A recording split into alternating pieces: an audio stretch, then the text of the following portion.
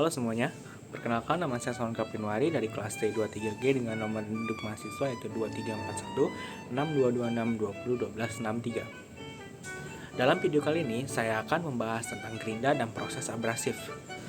Jika ada kesalahan materi atau salah pemberian informasi, tolong komentar saya atau komentari saya atau koreksi saya di platform komentar ini. Dalam dunia pemesinan, proses abrasif adalah metode pemotongan material dengan menggunakan partikel abrasif yang direkatkan dengan suatu roda atau media lainnya.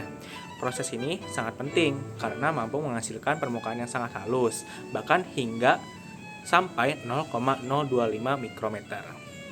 Gerinda adalah salah satu contoh pemesinan abrasif. Proses ini dilakukan dengan roda gerinda yang berputar dengan kecepatan tinggi. Material abrasif seperti aluminium oxide, silikon carbide, dan diamond dipakai sebagai alat potong mikroskopis. Yang menarik, si gerinda ini atau partikel abrasif ini bersifat self-sharpening atau bersifat seperti pemotong bukan mempertajam diri dengan sendirinya gitu. Yang artinya di mana mereka akan pecah saat aus dan membentuk permukaan tajam yang baru gitu. Proses gerinda dengan proses milling itu tentunya ada yang berbeda. Pertama, perbedaannya itu granular abrasif berukuran lebih kecil dan berjumlah lebih banyak.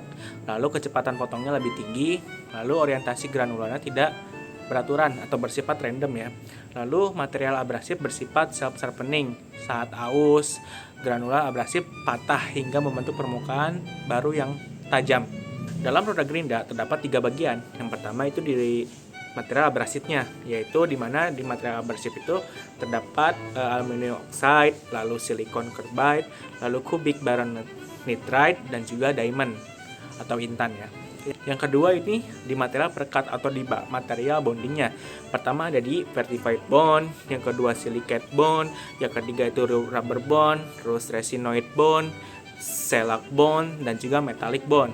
Dan yang terakhir di struktur rodanya. Pertama ada granular abrasif ditambah dengan material perekat dan tambah pores atau air gaps. Selanjutnya yaitu spesifikasi dari roda gerinda tersebut. Bisa dilihat di gambar berikut nih.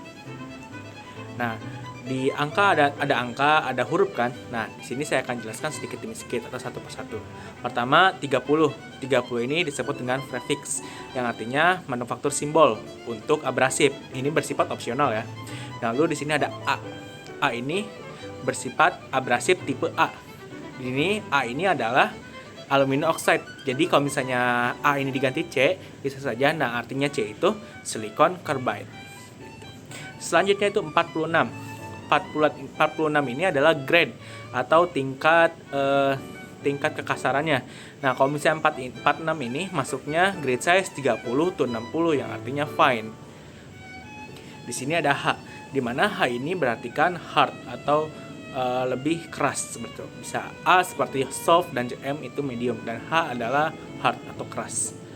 Selanjutnya ada angka 6, di mana yang berarti itu strukturnya dari skala 1 sampai 15 ini bisa dimakamkan ke skala 6, di mana skala 1 itu sangat pekat nih si strukturnya, dan 15 itu sangat terbuka strukturnya atau pori-porinya seperti itu. Dan 6 ini seperti nilai tengah-tengahnya. Lalu di sini ada V. V ini menjelaskan suatu perekatnya. Nah, ada BF yang artinya resonate reinforce, lalu E ada shell cut, lalu R ada rubber. Nah, V ini adalah vitrified. Dan yang terakhir adalah XX. XX ini sepertinya opsional, di mana seperti kode perusahaan yang memproduksi dari si roda gerinda tersebut. Dalam gerinda ada 3 mekanisme yang bekerja. Pertama itu cutting, di mana itu partikel masuk dan memotong materialnya. Yang kedua itu plowing. Plowing adalah partikel menekan dan membentuk alur tanpa memotong. Yang ketiga itu rubbing. Rubbing ini adalah hanya terjadi gesekan tanpa menghilangkan material. Gerinda ini terbagi beberapa jenis. Antara lain yang pertama nih, gerinda permukaan horizontal atau vertikal. Yang kedua itu gerinda silindris, ini bersifat eksternal dan internal. Lalu yang ketiga itu centerless grinding. Yang keempat itu creep fit grinding, cocok untuk pemotongan besar dan presisi yang tinggi. Proses abrasif selain grinding ada juga pertama honing. Honing ini menggunakan material abrasif yang direkatkan dengan bentuk batangan. Bisa dilihat di gambar berikut. Nah, ini diaplikasikan kepada finishing bagian internal combustion engine, lalu hydraulic cylinder, bearing dan lain-lain. kehalusannya bisa sampai 0,212 mikrometer. Yang kedua ini lapping, menggunakan suspensi fluida yang mengandung granular abrasif berukuran sangat kecil atau lapping compound. Biasanya ini dilakukan kepada piston motor seperti itu.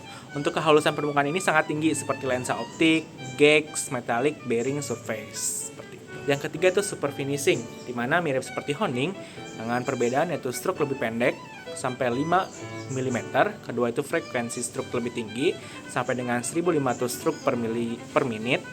Yang ketiga itu tekanannya lebih rendah, kurang dari 0,28 mPa. Yang keempat itu kecepatan benda kerja lebih rendah, itu 15 meter per menit. Kehalusan permukaannya itu mirror seperti kaca lah, seperti itu, mirror finishing gitu, sampai 0,025 mikrometer. Lalu ada polishing untuk menghilangkan baret dan juga menghaluskan material gitu ya.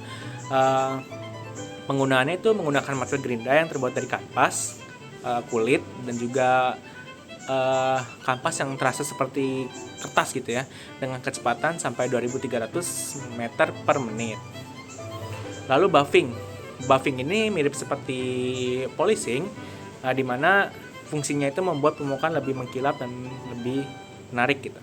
Mungkin polishing dan buffing ini bisa digunakan kepada bodi motor atau mobil seperti itu ya, seperti menghilangkan baretnya gitu.